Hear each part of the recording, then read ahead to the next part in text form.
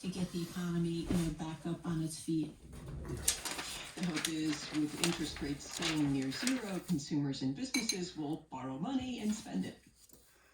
Where might the Fed and the White House diverge? Well, under Chair Powell, the Fed has eased some of the regulations from the Dodd-Frank financial reform law. For example, it's lowered the amount of capital banks have to keep on hand for emergencies. But can the Biden people change the Fed's trajectory there? Possibly. Fed Chair Jerome Powell's term expires in February of 2022. Biden gets to decide whether to replace Powell or give him a second term. Marketplace's Nancy Marshall-Gander, thank you. Checking the numbers, Dow, S&P, and NASDAQ futures are all up in the 4 to 0.5% range.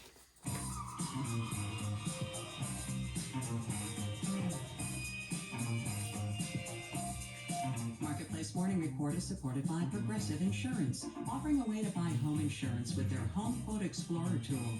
Custom quotes and rates are available online. Learn more at Progressive.com or 1-800-PROGRESSIVE. Now that's Progressive. And by McDermott, Will, and Emery, lawyers helping clients successfully navigate and emerge stronger from the challenges of COVID-19. Insights and planning tools at MWE.com/coronavirus.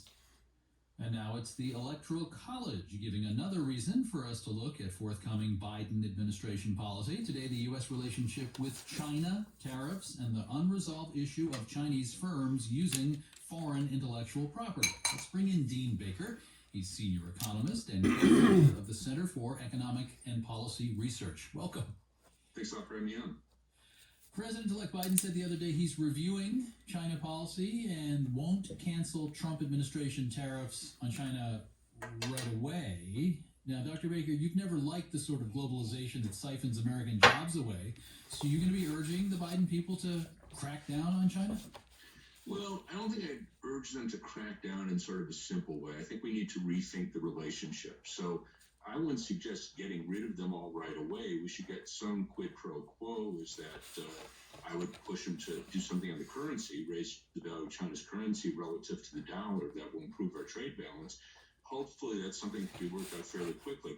But we have more long-term and bigger issues that we have to deal with China. You know, lots of things like, I suppose, intellectual property. I mean, that's something the Trump administration also noticed. Yeah, and here's where I think our policy has been really wrong-headed, because we've had a policy, not just with China, but with the whole world, and in fact domestically, making patents and copyrights longer and stronger. And this means more money to the people who benefit from copyrights and patents. What I would love to see is the U.S. and China trying to work cooperatively and collaborating in as many areas as possible. We'll have things to fight over with China, but we should be sharing technology, particularly in healthcare. We saw this. Think of how much more quickly we might have had an effective vaccine if everything was done collaboratively. And climate change. If China could reduce their emissions because we share technology with them or vice versa, that benefits us all. Well, if there's more sharing, a kind of more open source vibe, U.S. and China, I mean, how do we be sure that the people who invested in the innovation that led to the patent are, getting compensated for that? What's very interesting is we had a great model here. Moderna, their research was funded pretty much entirely by the U.S. government. We could pay for research up front, and in this case, looks like it had a very big payback. So at least in some areas, I'm not going to say government should fund all research and we should get rid of all patents and copyrights, but at least in healthcare, we already have a huge, huge foot in the door. We put out $40 billion a year in funding for the National Institutes of Health, and there's several billion for other agencies as well. But if we just said, okay, we're going to pay for the research up front, we expect China to pay for research up front, and it's all going to be open, it's all going to be shared. So people will get paid, but everything will be open, everything will be shared. Dean Baker is senior economist and co-founder of the Center for Economic and Policy Research. Thank you very much. Thanks a lot for having me on. All right, the Dow future is up 154 points, 0.5% now. I'm David Brancaccio, Marketplace Morning Report. From APM, American Public Media. WNYC supporters include Apple TV Plus, presenting the Apple original film Greyhound. Tom Hanks stars as a Navy veteran who captains his first mission across the Atlantic during World War II. More at fyc.appletvplus.com. I'm Molly Wood, host of Marketplace Tech. In order to adapt to climate change, we're going to need innovation, including things like microgrids, which give power to communities who might otherwise be cut off.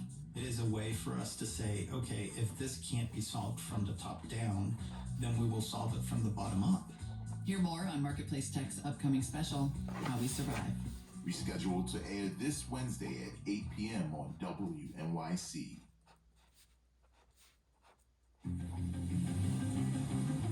This is WNYC, FM, HD, and AM New York.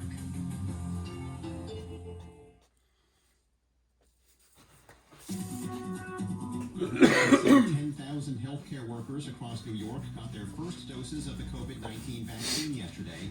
New Jersey starts administering the vaccine today. Healthcare workers say explaining the science is crucial to reassure a nervous public. Maybe if they were a little more educated about it and they read more about it, they would know that it is a safe thing. I'm David First. It's Morning Edition from NPR and WNYC.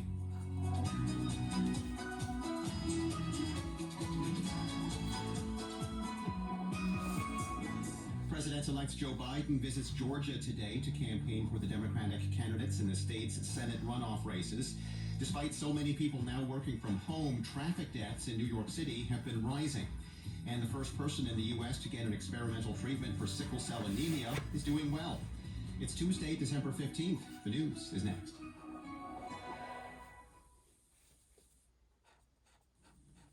Live from NPR News, I'm Corva Coleman. President-elect Joe Biden is calling for unity after the Electoral College officially declared his victory in the presidential election. In a speech Monday night, Biden said that neither the pandemic nor an abuse of power can extinguish American democracy. He also rebuked President Trump for trying to subvert the national election. Biden is visiting Atlanta today to campaign for the two Democrats in Georgia's U.S. Senate runoff elections. From member station WABE, Alex Helmick reports.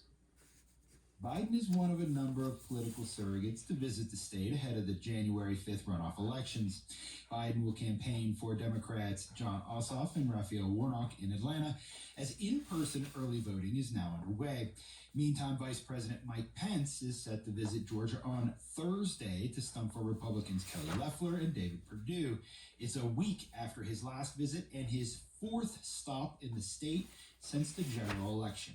Hundreds of millions of dollars have poured into Georgia for the high-profile runoffs for the two U.S. Senate seats that will determine the majority in the chamber.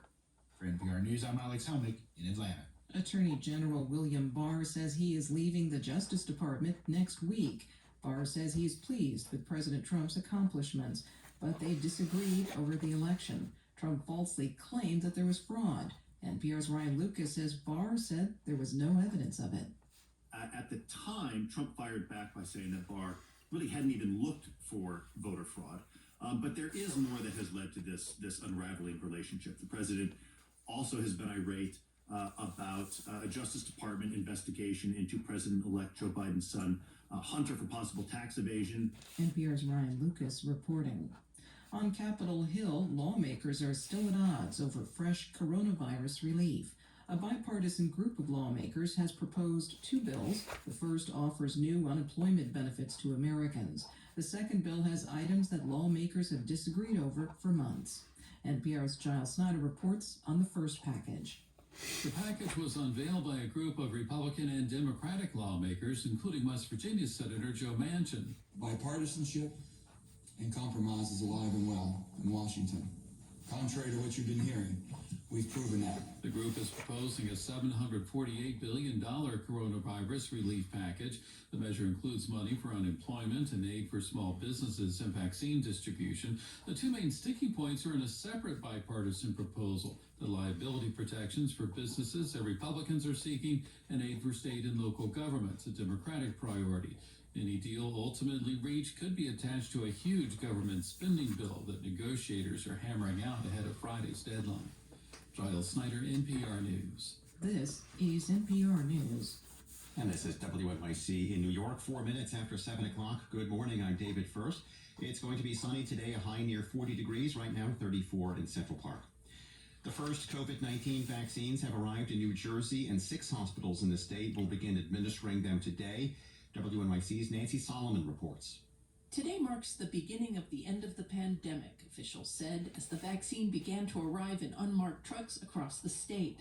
The first shipment contains 76,000 doses, and Health Commissioner Judy Persichilli says New Jersey will receive another 86,000 doses of the Pfizer vaccine next week. We can begin to feel more optimistic that the end is coming, but we still have a tough winter ahead of us. Persichilli says she expects the FDA to approve Moderna's vaccine in the coming days, and that could mean an additional 154,000 doses headed to New Jersey by next week. And we'll have an update from Nancy Solomon coming up later this morning. Indoor dining is now banned at New York City restaurants, and with the winter storm heading towards the city, outdoor dining is also being put on hold starting tomorrow afternoon. Efthymios Papadopoulos is the manager at Taverna Kykladas, a Greek restaurant on First Avenue by First Street. He says the past few weeks have been the slowest he's ever seen. Nobody goes out. Everybody feels insecure for the future, what is coming, what's about to come. So it's not Christmas. It's not nothing. It's not holidays. This 30 years of here, I never remember like this. The city has issued a snow alert starting tomorrow at 2 p.m., which means restaurants will have to close and move their tables, chairs, and electric heaters indoors. They'll have to also take down the roofs of their outdoor eating structures, if possible, until further notice. Those celebrating Hanukkah this week can find historical pieces of art connected to the holiday in the city's museums and libraries. Valentia Delicia is a writer for the art publication Hyperallergic. She says in the online digital collection of the New York Public Library, there are 2 Hanukkah hymns from a medieval-era prayer book. One in particular is just this really, really gorgeous 9-fold alphabetical acrostic, which is illustrated in red ink, which each initial letter in Hebrew repeated 9 times, and adorned with this very intricate tiny leaves and flowers inside and outside the letters. The hymns were composed for festive synagogue services on the Jewish holidays. 34 degrees now, high of 40 today, and we do have snow in the forecast. A winter storm watch in effect from Wednesday afternoon through Thursday afternoon. Heavy snow possible during that time. We could see 8 to 14 inches of snow. We'll keep you updated on that forecast. Support for NPR comes from Amazon Studios with the new film Sylvie's Love, a romance between an aspiring TV producer and a saxophonist in 1950s Harlem, starring Tessa Thompson and Nnamdi Asomugha, streaming this Christmas on Prime Video. On the next All of It, How to Repair Your Stuff Instead of Tossing It, we'll hear from authors John Wackman and Elizabeth Knight about their book, Repair Revolution. Plus, comic and actress Michelle Buteau on her career, her family, and her rocky road to motherhood. Her new book of essays is titled Survival of the Thickest. I'm Allison Stewart. Join me for All of It, weekdays at noon on WNYC. It's Morning Edition from NPR News. I'm Steve Inskeep. And I'm Rachel Martin. Good morning. COVID-19 has now killed more than 300,000 Americans. We reached that terrible milestone yesterday. On the same day, the first vaccine was administered here in the U.S. A nurse at a Queens hospital named Sandra Lindsay got that shot at a public event yesterday. I feel like healing is coming. I hope this marks the beginning to the end of a very painful time in our history. The beginning of the end, she says there. Dr. Anthony Fauci joins us again. He's the head of the National Institute of Allergy and Infectious Diseases at the NIH. He will also be President-elect Joe Biden's chief medical advisor. Dr. Fauci, welcome back to the program. Thank you. Good to be with you. Does it feel like the beginning of the end to you? You know, it does in some respects. It's bittersweet. We have now the beginning of what will ultimately be the end game of this pandemic, namely vaccinating people, not only as many people as possible in the United States, but globally. But still, at the same time, on the same day, you mentioned the terrible landmark of now 300,000 Americans have died, and we have still a raging outbreak that we need to get under control. So at the same time as we're administering the vaccine as quickly and as expeditiously as possible, we still have to implement the public health measures to prevent the surges that we're seeing throughout the country. So it's really bittersweet. I was going to say that word, bittersweet, as you no doubt watched Sandra Lindsay get that first vaccination. Yes, indeed. She She's a black woman. She said afterward that she wanted to inspire people who look like me by getting the vaccine. How worried are you about hesitancy to take the vaccine among some groups of people? You know, Rachel, I am really concerned about that, and that's the reason why I'm spending a considerable amount of time outreaching throughout the country, but also specifically to minority populations. And as I've said, and I will get vaccinated myself publicly to essentially put aside the concern that some people have about safety and about whether we went too fast, which we did not. The speed is really a reflection of the scientific advances that have allowed us to do things in a matter of months that would have formerly taken years. And that's the reason why we have a vaccine now in less than 1 year from the time the virus was identified. That isn't reckless speed. That's efficient speed based on scientific advances. And we've got to convince people that that's the case, because it would be terrible to have a vaccine which is extraordinarily efficacious. Ratio is 94 to 95% efficacious in preventing clinical disease. It would be terrible with a tool as good as that if people don't utilize that tool.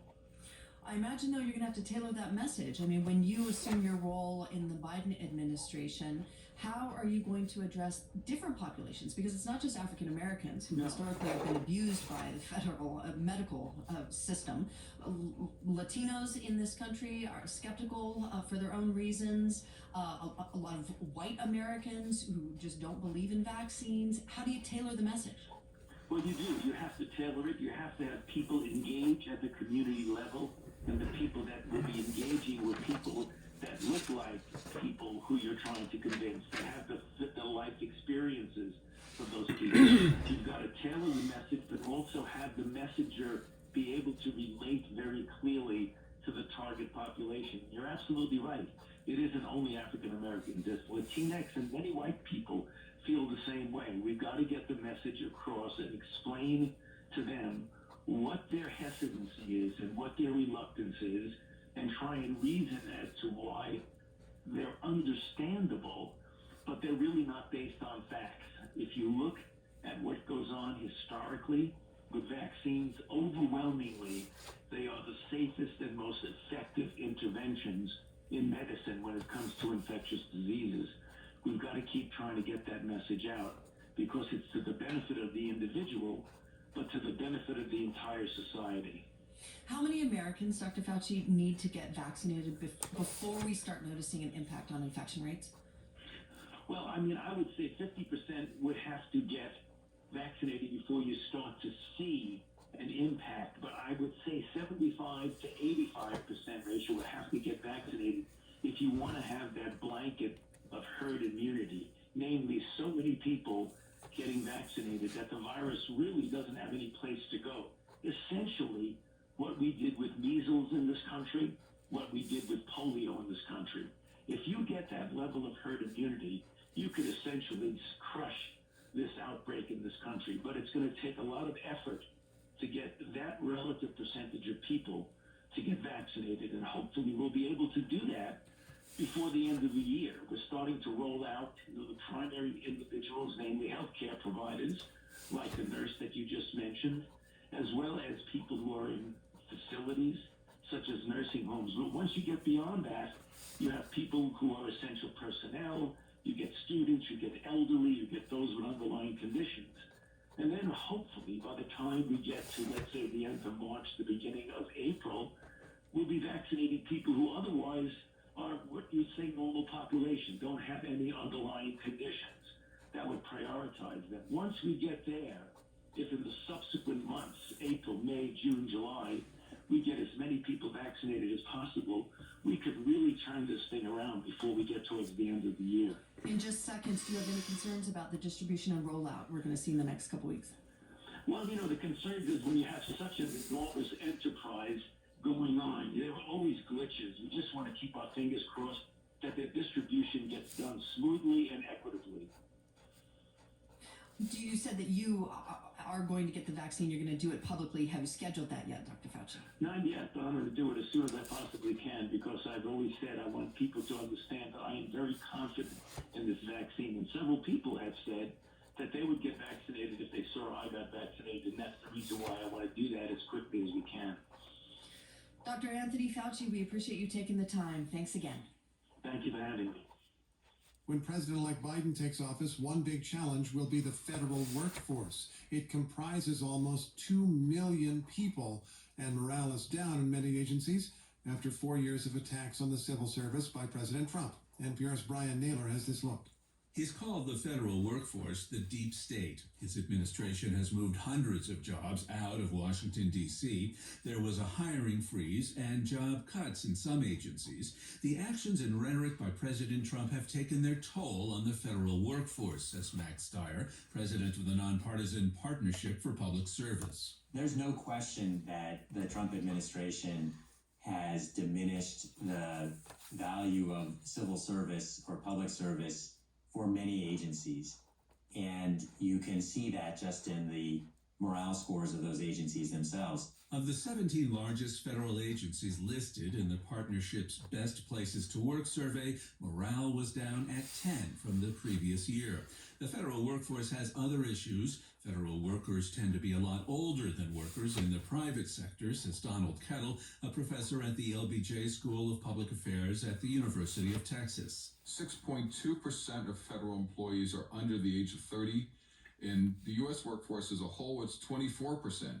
So there's a huge gap, and the federal government has been actually doing a really poor job of bringing new blood in. And getting hired by the government is a long and often arduous process. Kettle says it takes some 90 days for the government to hire someone, and the USA Jobs website, which applicants must use, is difficult to negotiate. Kettle teaches a course in public management. I spoke with a few of his students who are interested in public service, but not with the federal government. Emma Israel wants to work on immigration issues, but is turned off by the Department of Homeland Security, which has been a department that, in my opinion anyway, that the administration has really used for political purposes and has gotten sort of an even worse reputation than it had before the Trump presidency. Others see the federal government as too bureaucratic and not open to change. Pay is another issue, especially for low-level jobs. Chad Hooper is a former IRS manager who now heads the Professional Managers Association. He says he had trouble recruiting people to work at some of those jobs. You have to have a bachelor's degree to work in the walk-in office. So and fill out all of those forms and then find out, right, when you join that you have this 5% mandatory retirement contribution. So the take-home pay that you're expecting is actually quite a bit less. Convincing someone to work for the federal government can be a tough sell, says Tracy DiMartini, who is the Chief Human Capital Officer at the General Services Administration, the GSA. But she says not everyone is deterred. Through the end of November this year, she says her agency's posted some 1,300 job listings. For that, we received over 66,000 applications, which means we're only hiring 2% of the people that applied. Across the whole federal government, according to the Office of Personnel Management, there were more than 18 million applicants for some 331,000 federal job postings this year. DiMartini says working for the federal government is a noble calling. We're really what makes America tick. Seasonal firefighters at USDA, food and safety inspectors, park rangers, police officers, it's a whole gamut of individuals all across the country. So far, figures show there's been no spike in new applicants because of the change in administrations. And DiMartini says despite the challenges in tough economic times, people want to work for the federal government no matter who is in charge. Brian Naylor, NPR News.